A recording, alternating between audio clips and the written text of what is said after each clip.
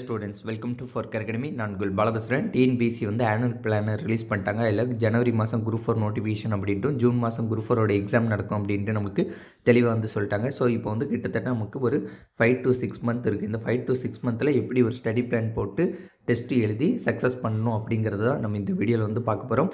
நம்ம test batch அப்படிங்கிறது பார்த்திங்கன்னா டிசம்பர் 25 வந்து நம்ம பேட்ச் அனௌன்ஸ்மெண்ட் வந்து வரும். ஓகேவா? டிசம்பர் 25 பேட்ச் அனௌன்ஸ்மெண்ட் காலையில் 5:30 மணிக்கு நான் பேட்ச் அனௌன்ஸ்மெண்ட் வந்து பண்ணிடுவேன். நம்ம பேட்சில் என்னெல்லாம் பண்ணுவோம் அப்படிங்கிறத நான் அடுத்து சொல்கிறேன். அதற்கு முன்னாடி இந்த பேட்சோட ஓவர்வியூ, நான் உங்களை எப்படி படிக்க வைக்க போகிறோம் அப்படிங்கிறதுக்கான ஓவர்வியூவை வந்து நம்ம ஃபஸ்ட்டு பார்த்துருவோம். எல்லா வாரமே வந்து தமிழ் இருக்கும், ஜென்ரல் ஸ்டடீஸ் இருக்கும், மேக்ஸ் இருக்கும். இப்போ தமிழில் வந்து பார்த்திங்கன்னா ஃபஸ்ட்டு இதில் பாருங்கள், ஒரு 4 இயல் தமிழ், 6th தமிழில் உள்ள 4 இயல் இருக்கும். அப்போ 6th தமிழில் வந்து மொத்தம் 9 இயலாக, மீதி உள்ள 5 இயல் வந்து அடுத்த வாரத்தில் இருக்கும். அப்போ 9 இயலை வந்து நம்ம படிச்சிட்டோம். இப்போ இந்த 9 இயலை வந்து ரிவிஷன் பண்ணோம்ல, அதுக்கு அடுத்த வாரம் வந்து இந்த 9 இயலும் ரிவிஷன் பண்ணுவது மாதிரி இருக்கும். இதில் வந்து முக்கியமாக இந்த வாட்டி என்ன வந்து பண்ணியிருக்குன்னு பார்த்தீங்கன்னா, ஜென்ரல் ஸ்டடீஸ் பாடங்களெல்லாம் வந்து முக்கியமானதை வந்து முன்னாடி கொண்டு வந்தாச்சு. அதாவது மேக்ஸிமமாக குரூப் 4க்கு வந்து எந்த ஜென்ரல் ஸ்டடீஸ் பாடங்கள்லேருந்து கேள்வி கேட்பாங்களோ அதெல்லாம் வந்து முன்னாடி கொண்டு வந்துச்சு. இப்போ 10th பாலிட்டிலேருந்து நிறைய கொஸ்டின்ஸ் வரும். அதனால் 10th பாலிட்டியை முன்னாடி கொண்டு வந்தாச்சு. 10th சோசியலில் உள்ள ஐஎன்எம், ஓகேவா? ஐஎன்எம்ல உள்ள இந்த 6 பாடங்கள், இந்த 6 பாடங்கள்ல இருந்து ரொம்ப முக்கியமான கேள்வி. இது ஐஎன்எம்ல இருந்து இதில் ஒரு கொஸ்டின் அல்லது 2 கொஸ்டின் தான் வரும். ஆனால் யூனிட் 8 இருக்குல்ல, யூனிட் 8 அப்படிங்கிறது இந்த பாடங்கள் தான். யூனிட் 8ல இருந்து நிறைய கேள்விகள் வரும். யூனிட் 8ங்கிறது இந்த ஆங்கில ஆட்சிக்கு எதிராக தமிழகம்னு வந்தாலே அது யூனிட் 8 தான். இந்த 19ஆம் நூற்றாண்டிலும் தமிழகம் ரிலேட்டடாக ஒரு டாபிக் இருக்கும், அதை பார்த்துக்கணும். அடுத்தது தமிழ்நாட்டில் விடுதலை போராட்டம், தமிழ்நாட்டில் சமூக மாற்றங்கள், இது எல்லாமே பார்த்திங்கன்னா யூனிட் 8ல் வந்து கவர் ஆகக்கூடியது. இந்த மாதிரி இருக்கா. இப்போ வந்து அடுத்து வந்து பாருங்களேன், அடுத்த ஜென்ரல் ஸ்டடீஸில் 3வது முக்கியமானது 10th ஜியாகிரஃபியில் உள்ள 7 பாடம். அடுத்தது 11th எக்கனாமிக்ஸில் உள்ள இந்த 5 பாடம், இந்திய பொருளாதாரம், பொருளாதாரத்து சுதந்திரத்துக்கு முன்னரும் பின்னரும் அப்படின்ட்டு இந்த 5 பாடங்களும் ரொம்ப முக்கியமானது. அதுக்கப்புறம் வந்து பார்த்திங்கன்னா ஹிஸ்ட்ரி வரும். ஹிஸ்ட்ரியில் 3 பாடம் அண்டு ஹிஸ்ட்ரியில் அடுத்த ஒரு 3 பாடம். இது சிலபஸ் ஹெட்டிங் மாதிரி இருக்கும். ஓகேவா? சிலபஸ் ஹெட்டிங் கிடையாது, இது புக்கில் உள்ள லெசன்ஸ் தான். உங்களுக்கு தமிழ் வந்து அதே மாதிரி தான் வரும். 4 இயல் 5 இயல். ஓகேவா? 4 இயல் ஒரு டெஸ்ட் இருக்கும், 5 இயல் வந்து இன்னொரு டெஸ்ட் இருக்கும். அடுத்தது ஒரு ஃபுல் டெஸ்ட் வந்து இருக்கும். எல்லாத்துக்கும் வந்து ஒரு வாரம் டைம் இருக்கும், 6th to 10th தமிழ் வரை படிப்பதற்கு. இந்த பிடிஎஃபோட லிங்க் வந்து கீழே டிஸ்கிரிப்ஷனில் வந்து பிடிஎஃப் வந்து கொடுக்குறேன். டெலகிராம்லேயும் வந்து ஷேர் பண்ணுறேன், டவுன்லோட் பண்ணி பார்த்துக்கோங்க. ஓகேவா? இப்போ அதுக்கப்புறம் பாருங்கள், யூனிட் 8 ஹிஸ்ட்ரி இந்த பாடங்கள் வரும். அடுத்தது 9th பாலிட்டி. ஓகேவா? 9th polity, 6th polity, 7th 8th polity. அடுத்தது 12th எக்கனாமிக்ஸ். 12th எக்கனாமிக்ஸ் ரொம்ப முக்கியமானது. 12th எக்கனாமிக்ஸ், அடுத்தது 12th எக்கனாமிக்ஸ். அடுத்தது வந்து பார்த்தீங்கன்னா 8th ஐஎன்எம். அதுக்கப்புறம் 11th பொலிட்டிக்கல் சயின்ஸ். இதோட ஜென்ரல் ஸ்டடீஸில் உள்ள இம்பார்ட்டன்ட் பாடங்கள்லாம் 14வது வாரத்தோடைய முடிஞ்சு. ஓகேவா? 15ல் வந்து 10th தமிழ் ஃபுல் டெஸ்ட் இருக்கும். இதில் இருந்தே பார்த்தீங்கன்னா இங்கே போட்டிருப்பேன் 12th history just read, not important for group 4. ஏன்னா இதுலேருந்து ஒரு கொஸ்டின் வந்து குரூப் 4 கேட்கலாம். அதுக்கு வந்து நம்ம இதில் 8 இன்னொரு பாடம் கூட இருக்குது. 9 பாடங்கள் வந்து படிக்கிற மாதிரி இருக்கும்.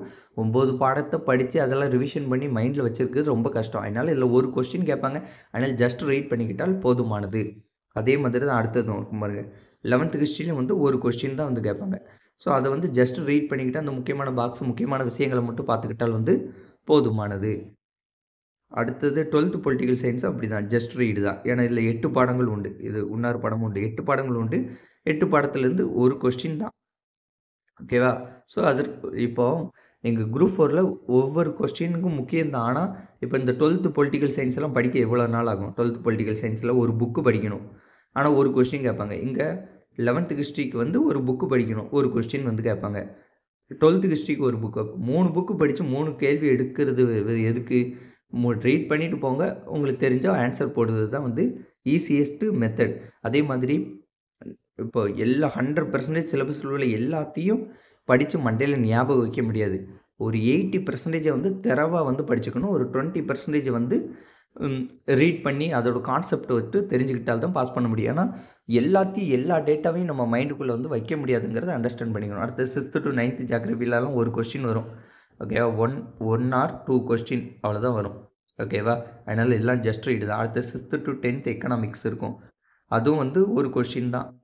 அதுவும் வந்து ஜஸ்ட் ரீடு தான். ஓகே, அப்போ நம்ம ஜஸ்ட் ரீடு கான்செப்டில் விடுறதுல வந்து உங்களுக்கு வந்து ஒரு 5 to 7 கொஸ்டின் வந்து உங்களுக்கு தெரியாத கொஸ்டின் இருக்கும். ஆனால் அதற்கு படிக்க வேண்டியது வந்து நிறைய இருக்கும். நிறைய மாதங்கள் வந்து படிக்க வேண்டியதாக இருக்கும். அதனால் வந்து அந்த இடத்துல திங்க் பண்ணிக்கணும். ஓகே, இதில் இவ்வளோ மாதங்கள் படித்து இவ்வளோ நாட்கள் ரொம்ப கஷ்டப்பட்டு படித்து ஒரு 5 to 7 கொஸ்டின். அதே மாதிரி நீங்கள் முக்கியமான உள்ளதையும் இதையும் இப்போ வந்து ஒரு 40 to 50 பாடங்கள் வந்து முக்கியமாக உள்ள பாடங்கள் இருக்குன்னு வச்சுக்கோங்களேன். அதை நல்லா படிச்சிட்டிங்க. ஒரு 50 பாடங்கள் வந்து முக்கியம் இல்லாத பாடம். இந்த 2யும் நீங்கள் சேர்க்கும்போது என்ன ஆகும்னு பார்த்தீங்கன்னா, இந்த 2 வந்து நியூட்ரலைஸ் ஆகி உங்களுக்கு எல்லாமே ஆவரேஜாக தான் தெரியும். அப்போ ஈஸியான பாடத்துலேருந்து கொஸ்டின் கேட்கும்போது உங்களால் ஆன்சர் பண்ண முடியாது. கஷ்டமான பாடத்துலேருந்து கொஸ்டின் கேட்கும்போது உங்களால் ஆன்சர் பண்ண முடியாது. அதற்காண்டி தான் இந்த ஜஸ்ட் ரீட் பண்ணுங்கன்ட்டு போட்டிருக்கேன். அடுத்து பார்த்தீங்கன்னா ஃபுல் ரிவிஷன் வந்துடும். Polity full revision, INM full revision, history full revision, economics full revision, geography full revision, unit 8 full revision and science full revision அப்படின்ட்டு 26 டெஸ்ட் இருக்கும். இதில் லாஸ்ட் டெஸ்ட் வந்து 28/5/2024 வந்து நடக்குது, மே மாதம் கடைசியில். இதற்கப்புறம் வந்து பார்த்திங்கன்னா நமக்கு இதுக்கு இப்போ நோட்டிஃபிகேஷன் தான் ஜனவரியில் வந்துடும். வந்த பிறகு உங்களுக்கு மாடல் எக்ஸாம் வந்து ஒரு 7 மாடல் எக்ஸாம் இருக்குது. இந்த 7 மாடல் எக்ஸாமுக்கு டேட் வந்து நான் உங்களுக்கு ஆஃப்டர் நோட்டிஃபிகேஷன் வந்து சொல்கிறேன். ஓகேவா? Model exam date will announce after notification வந்து 7 மாடல் எக்ஸாமுக்கு சொல்கிறேன். ஸோ இதில் இப்போ ஜூன் லாஸ்ட்டு நடக்குன்னா நம்ம மாடல் எக்ஸாம் வச்சு முடிப்பதற்கு கரெக்டாக வந்து டைம் வந்து இருக்கும். ஓகே, ஃபஸ்ட்டு டெஸ்ட் வந்து என்னைக்குன்னு பார்த்தீங்கன்னா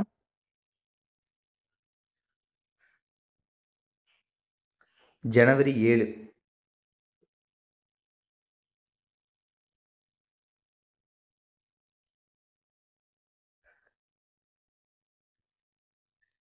ஃபஸ்ட்டு டெஸ்ட் வந்து ஜனவரி 7ஆம் தேதி வந்து டெஸ்ட் வந்து ஸ்டார்ட் ஆகும். இது பேமெண்ட் டீட்டெயில்ஸு எப்படி நீங்கள் பே பண்ணணும் அப்படிங்கிறதெல்லாம் வந்து நான் வந்து உங்களுக்கு அடுத்தது 25ஆம் தேதி மார்னிங் வந்து இருக்குல்ல, 25ஆம் தேதி மார்னிங் வந்து பேட்ச் அனௌன்ஸ்மெண்ட் வீடியோவில் வந்து டீட்டெயில்டாக வந்து சொல்கிறேன்.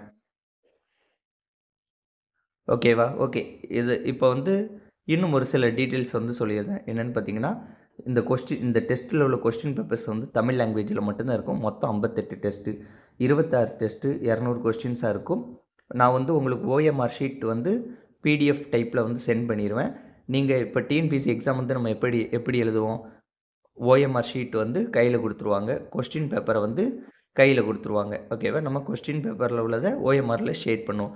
இங்கே வந்து அதோடைய பிடிஎஃப் வந்து நான் கொடுத்துருவேன். பிடிஎஃப் வந்து டெலகிராமில் கொடுத்துருவேன். நீங்கள் கொஸ்டின் பேப்பரை பிரிண்ட் போட்டுக்கோங்க. ஓகே, பிரிண்ட் போட்டால் நல்லது. இல்லை பிரிண்ட் போட ரொம்ப செலவாகும்னா கொஸ்டின் பேப்பரை மொபைல் ஆர் லேப்டாப்பில் பார்த்துக்கோங்க.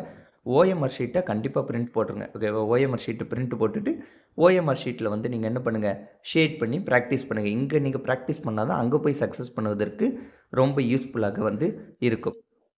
ஓகேவா? அதுக்கு அடுத்தது ஆன்சர் கீ அப்படிங்கிறது வந்து பார்த்திங்கன்னா, இந்த டெஸ்ட் டைமிங் வந்து காலையில் 9 மணிக்கு நான் கொஸ்டின் பேப்பர் பிடிஎஃபை சென்ட் பண்ணிடுவேன். மதியம் 2 மணிக்கு வந்து பார்த்திங்கன்னா நான் ஆன்சர் கீ சென்ட் பண்ணுவேன். இதை வந்து நீங்கள் எப்போனாலும் அட்டென்ட் பண்ணிக்கலாம். நீங்கள் எப்போ ஃப்ரீயோ அந்த டைமில் அட்டென்ட் பண்ணிக்கலாம். இப்போ 7ஆம் தேதி டெஸ்ட்னா 7ஆம் தேதி தான் அட்டென்ட் பண்ணணும் அப்படின்னு கிடையாது. எப்போனாலும் நீங்கள் அட்டென்ட் பண்ணிக்கலாம். ஆனால் 1 வீக் ரேங்க் லிஸ்ட்டுக்கு வந்து ஒன் வீக் டைம் இருக்கும். ஓகேவா? எங்கள் ரேங்க் லிஸ்ட்டுக்கு வந்து பார்த்திங்கன்னா 1 வீக் டைம் இருக்கும். அந்த 1 வீக்கு உள்ளே யாரெல்லாம் அப்லோட் பண்ணுறாங்களோ அவங்க பேர் தான் வந்து ரேங்க் லிஸ்ட்டில் வரும். எனக்கு ரேங்க் லிஸ்ட்லலாம் வர விருப்பம் இல்லை, இல்லைனா நான் பாட்டை மெதுவாக படித்து வந்துடுது அப்படிங்கிறதுனால ஒன்றும் பிரச்சனை கிடையாது. நீங்கள் படித்தா மட்டும் போதும். ஓகே, அடுத்தது இந்த 26 டெஸ்ட் இருக்குல்ல, இதில் வந்து பார்த்திங்கன்னா சப்ஜெக்டிவ் டெஸ்ட்னால் ரிவிஷன் இல்லாதது. இந்த இருக்கா, இப்போ 6th தமிழ் 2 வாரம் படிக்கோமா, இதில் ரிவிஷன் இல்லைல்ல, இந்த மாதிரி டெஸ்ட் வந்து பார்த்திங்கன்னா கலந்துருக்கும். சப்ஜெக்டிவ் டெஸ்ட்டும் ரிவிஷன் டெஸ்ட்டும் சேர்ந்து தான் வந்து 26 டெஸ்ட்டு. ஓகேவா? அதனால் நீங்கள் வந்து ஐயோ நம்ம படிச்சுக்கிட்டே இருக்கோமா, ரிவிஷன் பண்ணலன்னு நினைக்காதீங்க. ரிவிஷன் அப்படிங்கிறது தமிழுக்கு 2 வீக்ஸ் ஒன்ஸ் வந்துடுது. ஜென்ரல் ஸ்டடீஸ்க்கு ஃபுல்லாக முடிச்சுட்டு அதுக்கப்புறம் ஜென்ரல் ஸ்டடீஸ் ஃபுல்லாக வந்து ரிவிஷனாக இருக்கும். மேக்ஸ் டாபிக்ஸ் அப்படிங்கிறது வந்து பார்த்திங்கன்னா உங்களுக்கு எவ்ரி வீக் முக்கியமான டாப்பிக்லாம் 2 வாரம் வரும். எல்சிஎம் ஹெச்சிஎஃப்ஆ 2 வாரம் வரும். டைம் அண்ட் ஒர்க்கு 2 வாரம், காம்பவுண்ட் இன்ட்ரெஸ்ட் 2 வாரம், லாஜிக்கல் ரீசனிங் 2 வாரம் அப்படின்ட்டு முக்கியமான டாப்பிக்லாம் 2 வாரம் வரும். ஒரு சிலது வந்து ஒவ்வொரு வாரங்கள் வந்து வரும். சயின்ஸை பொறுத்த வரைக்கும் ரொம்ப கம்மியான கொஸ்டின்ஸ் தான் கேட்பாங்க. அதனால் நம்ம சயின்ஸை வந்து ஒரு 9வது வீக்லேருந்து, ஏன்னா ஃபஸ்ட்டே சயின்ஸை ஸ்டார்ட் பண்ணணும்னு வச்சுக்கோங்களேன், ரொம்ப மன உளைச்சல் ஆயிடுவீங்க. அதனால் சயின்ஸ் அப்படிங்கிறத ஒரு 9th வீக்லேருந்து நம்ம சயின்ஸை வந்து ஸ்டார்ட் பண்ணுவோம். ஓகே. அடுத்தது இதில் 7 ஃபுல் மாடல் எக்ஸாம் இருக்குது. டிஎன்பிசி நடத்துகிற மையம் இருக்கும். இந்த 1400 கொஸ்டின் இந்த 7 மாடல் அட்டன் பண்ணிட்டு நீங்கள் போனாலே நல்லது. சக்ஸஸ் ஈஸியாக பண்ணிடலாம். 25 Tamil previous year question test. இதை வந்து ஆஃப்டர் நோட்டிஃபிகேஷன் இதற்கான டேட் வந்து நான் சொல்கிறேன். ஓகேவா, எப்படி வைக்கலாம் அப்படிங்கிறது மாதிரி. ஆஃப்டர் நோட்டிஃபிகேஷன் அந்த கடைசி 60 டேஸில் டெய்லி ஒரு கொஸ்டின் மாதிரி வைப்போம். மேக்ஸ் கொஸ்டின்ஸ் மட்டும்தான் போத் லாங்குவேஜில் இருக்கும், அதாவது தமிழ் அண்ட் இங்கிலீஷில். மீதி கொஸ்டின் பேப்பர் எல்லாமே வந்து பார்த்திங்கன்னா தமிழ் லாங்குவேஜில் மட்டும்தான் இருக்கும். அடுத்தது டெஸ்ட் டைமிங் வந்து சொல்லிட்டேன். போன குரூப் 4ல் வந்து பார்த்திங்கன்னா நம்மக்கிட்ட 40 பேர்கிட்ட பாஸ் பண்ணியிருக்காங்க. ரைட்டு, அது பார்த்துக்கோங்க. எவ்ரி டெஸ்ட்டுக்கு வந்து ரேங்க் லிஸ்ட் ரிப்போர்ட் கொடுப்பேன். அது வந்து 1 வீக்குள்ளே நீங்கள் உங்களுடைய மார்க் வந்து கூகுள் ஃபார்ம் லிங்க்கில், நீங்கள் அதெல்லாம் குரூப்புக்குள்ளே வந்த பிறகு நான் சொல்கிறேன். ஓகேவா, கூகுள் ஃபார்ம் லிங்க்கில் ஃபில் பண்ணிங்கன்னா உங்களுக்கான ரேங்க் லிஸ்ட் அப்படிங்கிறது வந்துடும். இது டெலகிராமில் தான் பண்ணுறது. ஸ்டடி மெட்டீரியல்லாம் பிடிஎஃப் டைப்பில் வந்து கொடுத்துருவேன். என்னோடய ஹேண்ட் ரிட்டன் நோட்ஸு ஒரு சில இது இருக்கும், அதுக்கு பிடிஎஃப் நோட்ஸ் வந்து கொடுத்துருந்தேன். தமிழ் ஒன்லைனர் ஒரு 10,000 கொஸ்டின் கிட்ட ஒன்லைனர் தமிழில் இருக்கும். அண்ட் ஜென்ரல் ஸ்டடீஸ்க்கு ஒரு 10,000 கொஸ்டின்ஸ் வந்து இருக்குது. இது நியூ அண்ட் ஓல்டு புக் 2 தமிழுக்குமே சேர்ந்து இருக்குது. ஓகேவா, தமிழ் ஒன்லைனர் ஒரு வரி வினாக்கள், ஒரு கொஸ்டின் ஆன்சர் அப்படின்ட்டு எல்லா டெஸ்ட்டுக்குமே இருக்கும். மேக்ஸுக்கு வந்து பார்த்திங்கன்னா ஸ்கூல் புக்கில் உள்ள எல்லா சம்ஸையும் நடத்தி சொல்யூஷன் வீடியோலாம் போட்டு வச்சுருக்கேன். அந்த வீடியோலாம் வந்து நான் உங்களுக்கு சென்ட் பண்ணுறேன். வீடியோ கிளாஸ் அப்டேட்டை பொறுத்த வரைக்கும் ரெக்கார்டிங் வீடியோ கிளாஸ் தான் எவ்ரி டெஸ்ட்டுக்கு வந்து நான் ஃபஸ்ட்டே வந்து சென்ட் பண்ணியிருந்தேன். மேக்ஸ் ஆன்சர் கீ எக்ஸ்ப்ளனேஷன் வந்து எவ்ரி வீக் டெஸ்ட்டுக்கு வந்து. இந்த மேக்ஸ் ஆன்சர் கீயை பொறுத்த வரைக்கும் பார்த்திங்கன்னா ப்ரீவியஸ் இயரில் கேட்ட மேக்ஸ் கொஸ்டின் தான் எடுப்பேன். அப்போ நம்ம ப்ரீவியஸ் இயர் கொஸ்டின் பார்த்துருவோம், புக்கில் உள்ள கொஸ்டின் பார்த்துருவோம் அப்படின்ட்டு ஃபுல்லாக கவர் ஆகும். இப்போ டெஸ்ட்டு 1ல் வந்து இந்த எல்சிஎம் ஹெச்எஃப் இருக்குன்னா இதோடைய மேக்ஸ் ஆன்சர் கீ வந்து எக்ஸ்ப்ளனேஷன் வீடியோ வந்து வரும். கரண்ட் அஃபேர்ஸை வந்து பிடிஎஃப் வீடியோ 2மே வந்து கொடுத்துருவேன், பார்த்துக்கோங்க. ஃபுல் சிலபஸ் இதில் வந்து பேட்சில் வந்து கவர் ஆகிரும். 180 கொஸ்டினுக்கு மேலே உறுதியாக வந்து எடுக்கலாம். நீங்கள் கரெக்டாக ப்ரிப்பேர் பண்ணால் போதுமானது. ஃபஸ்ட்டில் இப்போ ஜனவரி 1லேருந்து ஜூன் எக்ஸாம் நடக்கிற வரைக்கும் ஜூனில் நடத்தணும். ஓகே, ஜூன் அல்லது கொஞ்சம் தள்ளி போனால் ஜூலை, அது வரைக்கும் ஒரு 5 to 6 or 7 மந்த் வந்து கண்டினியூஸாக நீங்கள் படிச்சிங்கன்னா உங்கள் கையில் வந்து ஜாப் வந்து உறுதியாக இருக்கும். இதற்கு வந்து ஒன் டைம் பேமெண்ட் தான் 1000 ரூபி. நீங்கள் பே பண்ணிட்டீங்கன்னா இந்த குரூப் 4 எக்ஸாம் முடியுது வரைக்கும் அந்த குரூப் அண்ட் இந்த இதை யூஸ் பண்ணி பாஸ் பண்ணிக்கலாம். ஓகேவா, 1000 ரூபிங்கிறது ரொம்ப கம்மியான விலை தான். இதில் வந்து 847 ருபீஸ் எனக்கு 53 ரூபா பார்த்தீங்கன்னா ஜிஎஸ்டியை வந்து நான் கொடுக்க வேண்டியிருக்கு. ஓகேவா, ஜிஎஸ்டி எடுத்திருக்கேன், அதனால் 153 ரூபா ஜிஎஸ்டி போயிடும். இல்லை 850 தான் வந்து எனக்கு, அது எனக்கு கீழே வேலை பார்க்குறவங்களுக்கு கொடுக்கணும். ஸோ இதெல்லாம் ரொம்ப மினிமம் காஸ்ட்டு தான். ஸோ டிசம்பர் 25 பேட்ச் அனௌன்ஸ்மெண்ட் வந்து காலையில் 5:30க்கு இருக்கும். அதுலேயும் இதே டீட்டெயில்ஸ் தான் சொல்லுவேன். அதில் வந்து பார்த்திங்கன்னா உங்களுக்கு பேமெண்ட் பண்ணுவது எப்படி அந்த டீட்டெயில்ஸையும் சேர்த்து சொல்கிறேன். ஓகேவா, இல்லை பேமெண்ட் பற்றி சொல்லியிருக்க மாட்டேன். அதில் பேமெண்ட் எப்படி பண்ணணும், எப்படி நீங்கள் எனக்கு ஷேர் பண்ணணும் அப்படிங்கிறத பற்றியான டீட்டெயிலாம் வந்து அதில் வந்து சொல்கிறேன். ஓகே ஃப்ரெண்ட்ஸ், இந்த வீடியோ உங்களுக்கு பிடிச்சிருந்தா உங்கள் ஃப்ரெண்ட்ஸ்க்கு ஷேர் பண்ணுங்கள். மறக்காம நம்ம சேனலை சப்ஸ்கிரைப் பண்ணி கூடவே இந்த பெல் ஐக்கனை கிளிக் பண்ணிக்கோங்க. நன்றி, வணக்கம். வேறு ஒரு வீடியோன்னு சந்திப்போம். பை.